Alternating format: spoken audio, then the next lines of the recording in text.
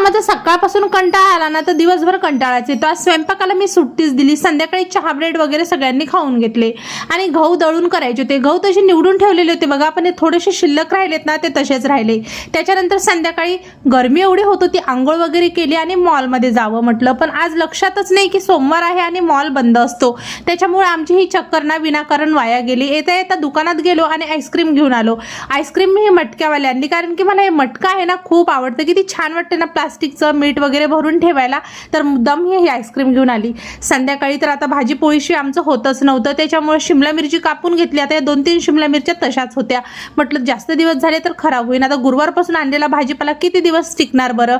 तर बघा संध्याकाळी शिमला मिरचीची भाजी पोळी असा स्वयंपाक आता साधा सिंपल बेत केला आणि आम्ही दोघे मायलेकींनी जेवून घेतलं। गेली होती बाहेर तर 2 मेहंदीचे कोण आणि हा साडी पिना पण घेऊन आली मी 20-20 रुपयाच्या।